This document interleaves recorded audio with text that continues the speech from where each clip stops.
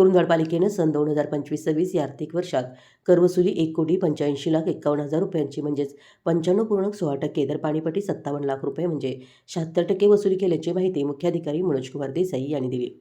दरम्यान ज्येष्ठ नागरिकांना केलेल्या आवाहनानुसार 100% प्रतिसाद मिळाला। यामुळे वसुलीत मोठी भर पडल्यानं मुख्याधिकारी देसाई यांनी सांगितलं।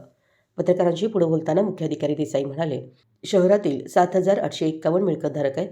त्यांच्याकडून 1,94,95,000 रुपयांची मागणी होती। पाणीपट्टीसाठी 74 लाख रुपयांची मागणी होती। या पार्श्वभूमीवर पालिका प्रशासनानं वसुली मोहीम प्रभावीपणे राबवत 16 कर्मचाऱ्यांची 4 पथकं तयार करून वसुली केली आहे।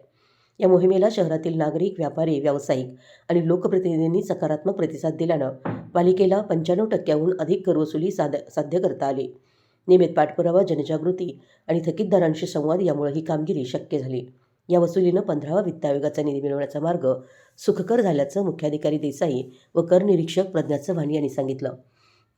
कर वसुली पथकात नंदकुमार चौधरी, निशिकांत ढाले, दिनेश हातळगे, अजित दीपंकर, अभिजित कांबळे, आनंद शिंदे, शशिकांत कडाळे, संकेत कोथळे, आयुब मतवाल, मिरासो मुल्ला, अविनाश गोरे, अमोल शेडबाळे, रिजवान मतवाल आदींचा समावेश होता। मराठी एस न्यूजसाठी कुरुंदवाडहून संदीप अडसूळ। कुरुंदवाड नगर परिषदेची या वर्षीची मालमत्ता कराची वसुली 95% झालेली आहे। पाणी पुरवठा विभागाची वसुली 76% आणि जागा गाळावाड्याची वसुली 85% झालेली आहे। या वसुलीमध्ये नगरपालिकेची 4 पथकं वसुली करण्यासाठी फिरत होती।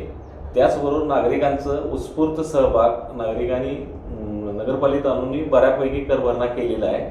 नागरिकांच्या सहकार्य, पत्रकार मित्रांचं सहकार्य आणि स्टाफच्या अथक प्रयत्नामुळे एक चांगली वसुली झालेली आहे।